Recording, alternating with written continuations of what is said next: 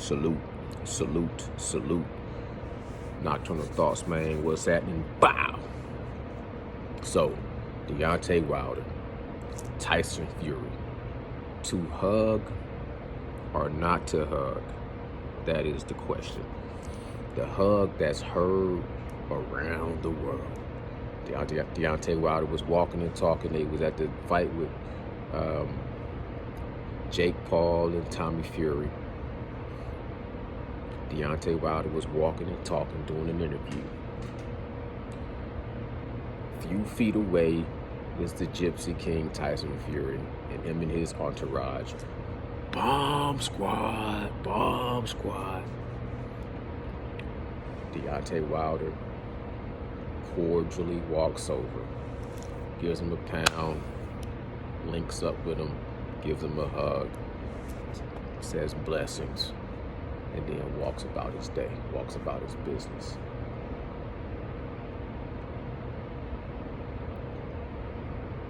Now, blood boxing, bow. Knockout boxing 86, salute. 903 with Charles J, salute. I don't think I heard nobody else's opinion on it, but you heard the rest, now hear the best. Yeah, no, for real. Everybody got an opinion. And to me, it's like, I just can't invest too much into it. 2-second hug. I know that they supposedly had all the issues that they had, but I mean, at this point in time in boxing, especially for a guy like Blood and 903 and Knockout 86, I mean, y'all done seen it all. When it comes to boxing, we have seen this whole thing play over and over and over so many times. Maybe remixed, maybe remastered, maybe high definition, or maybe, you know what I'm saying, you change the names of the characters for the, but it's been the same movie, the same story that we've been watching over and over and over. So I'm just not surprised. I was surprised when I seen Mike Tyson wiping the face of Lennox Lewis after he was defeated by Lennox Lewis. That was the last time I was surprised in boxing, when it came to what a boxer was saying and then what a boxer was doing. You know what I'm saying? So, this doesn't surprise me. Was it, to me, was it a genuine reaction? That's what I look at it. Was it a genuine reaction? Was it a natural reaction? Was it authentic? Was his reaction authentic? And when I look at that whole little thing play out, I thought it all looked pretty authentic and genuine. You know what I'm saying? Like, obviously you going to go see Tommy Fury and Jake Paul fight, so you know that the whole Fury family going to be there, so you know you're going to see Tyson Fury, or at least have to at least talk about him. So you have to be already mentally in a mind space to prepare yourself for how you will respond. And you know, you could be multiple ways, of course. You could have still act like it was a lot of issue, which probably would have made you look even weaker if you would have been still acting like you was holding on to a grudge and saying, "No, man, whatever, man, I ain't got no respect for you. I ain't got no respect for you." That would have brought a lot of attention, and it still would have made you look weak. And some people still would have vouched for that, and some people still would have been like, "Yeah, you know, I agree, man. That dude cheated you." You know what I'm saying? So it's all perspective and perspective. From my perspective and my perspective, it looked like Deontay Wilder was in a different mind space, trying to enjoy the moment. Tyson Fury, you know what I'm saying, being Tyson Fury. Bomb squad, probably 50-50. 50% of it was respect, 50% of it was mocking. But I mean, that's, Tyson Fury is an awkward dude. He's just gonna be who he is. I don't see that being like disrespectful. I felt like that was a level of respect you're gonna get. You know what I'm saying? Like, a level of disrespect to me of Tyson Fury would have been to do with, like, not acknowledge him, not even acknowledge that his presence is there. You know what I'm saying? It seemed like to me Tyson Fury. Some people think that he was mocking him, but to me Tyson Fury looked happy almost to see Deontay Wilder. Like, to me they look like brothers from different mothers.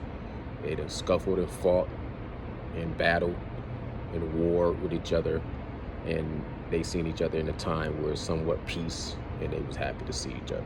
To me, Tyson Fury talking about, I got a stiffy, and Deontay Wilder was like, oh, blessings, blessing. I think that if Deontay Wilder and they do somehow, manage to put together a fourth fight, and Deontay Wilder got to take his mind space to somewhere else, he might come out with a little bit more different energy, but still I think his energy would be better than it was last time, because I don't think he'd be all caught up in the whole hype of, all that controversy and all the conspiracies and all the, glove gates and egg weights and referees that was, snakes in a barrel, and, Mark Breland, this and that and the third. I think he'd just be able to focus on what he needs to do to win a fight against somebody that's really just got his number in so many different ways. But I still think that Deontay Wilder could beat Tyson Fury if they keep fighting each other. You know what I'm saying? It'd be similar to Juan Manuel Marquez versus Manny Pacquiao. Eventually, Manny Pacquiao ended up asleep. But it's like, damn, they didn't fought so many times. But at the end of the day, somebody got that kind of power, you keep on fighting that dude, Tyson Fury, you get knocked out. But how many times people want to see Tyson Fury sit there and outblocks Deontay Wilder and beat him from pillar to post? And, because that's the third fight kind of proved everything. Because the first fight was a draw. Second fight was a domination, but it came with a whole plethora, if that's a good word. I doubt it, but it came with a whole slew. Is that a good word? It came with a whole, bunch of controversy with that second fight. So the third fight was somewhat necessary, you know what I mean?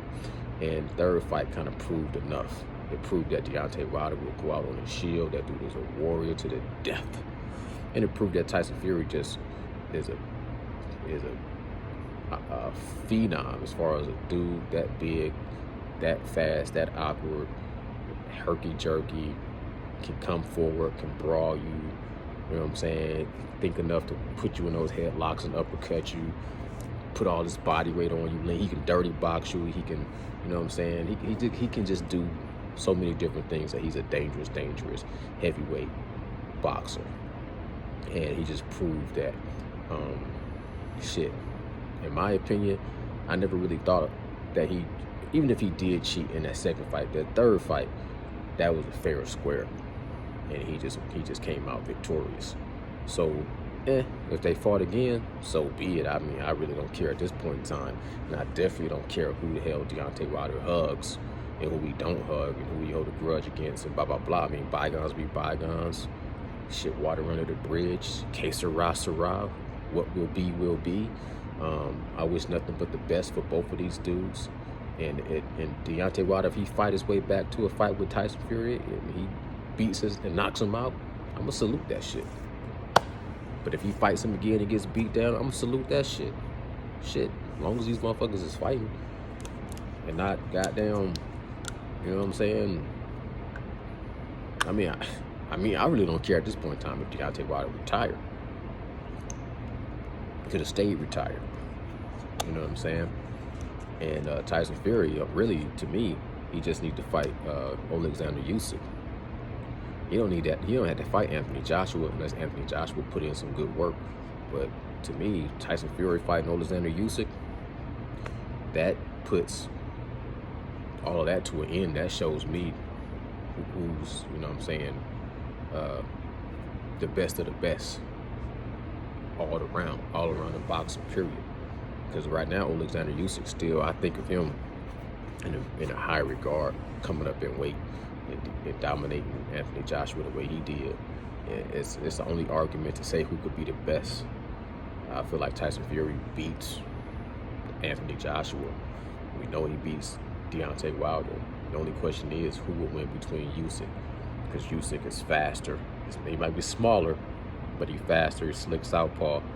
But if Tyson Fury and people think he's duck, if Tyson Fury beats Usyk, he already beat Klitschko, beat Dillian White, beat Tyson Fury, he beat Deontay Wilder and Otto Wallin and Tom Schwartz or whatever.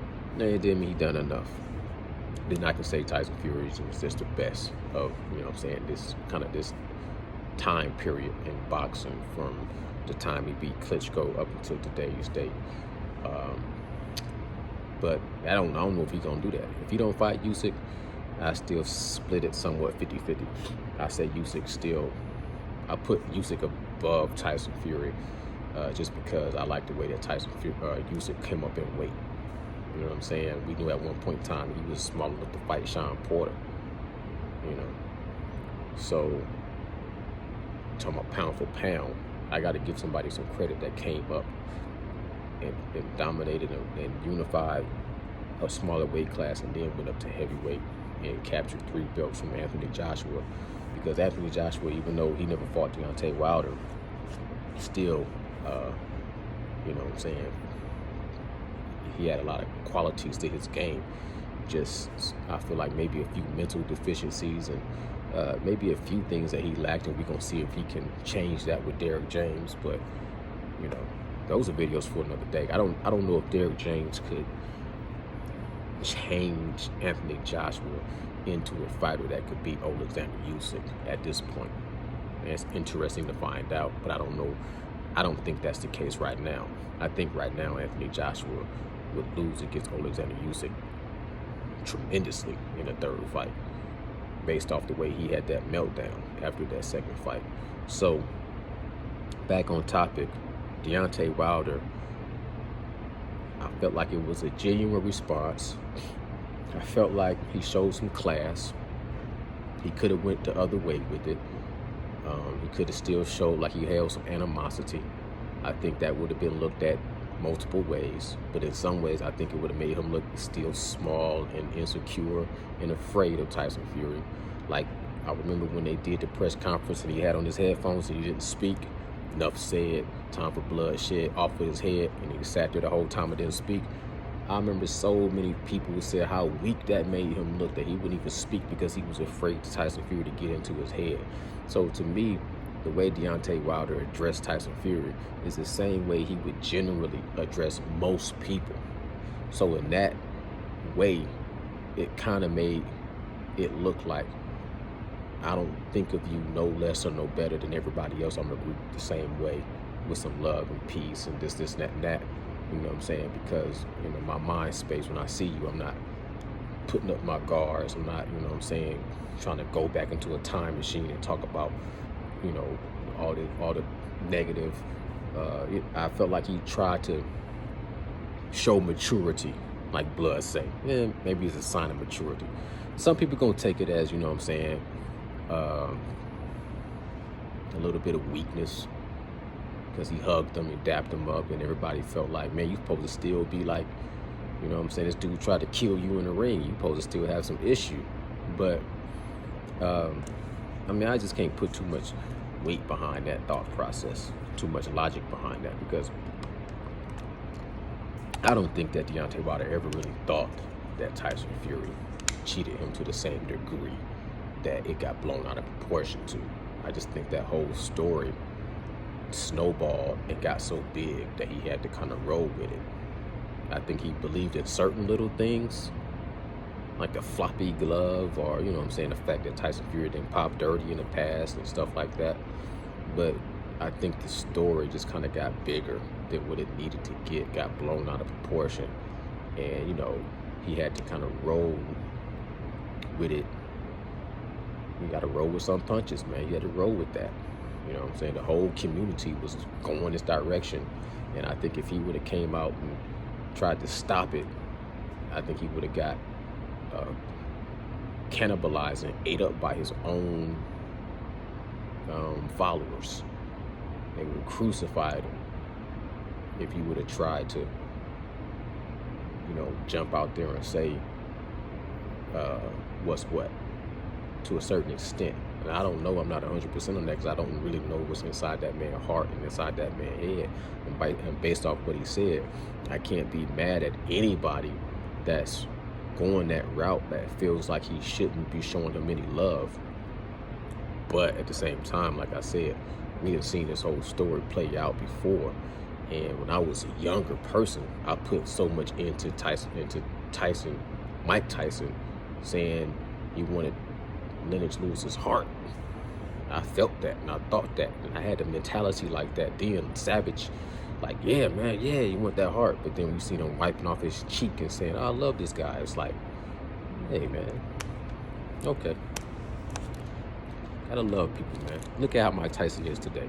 I love the way Mike Tyson is. They're not a whole, not one. I love to see that Mike Tyson is still not the same Mike Tyson way back then. He grew up and he didn't change his life and reinvented himself in so many different ways. Some people still don't like him, but I think it's still, I would still rather see legends of our day be older and still be doing something with their life versus destroying it. You know what I'm saying? And living like an animal for the whole life, never being able to reinvent themselves and take their game to another level. One day I would hope to see Deontay Wilder. Like, if I live to see whatever many years, I would love to see Deontay Wilder, because I'm older than Deontay Wilder. That's crazy, man. You know, Deontay Wilder is still a young buck, really. He got a long way to grow.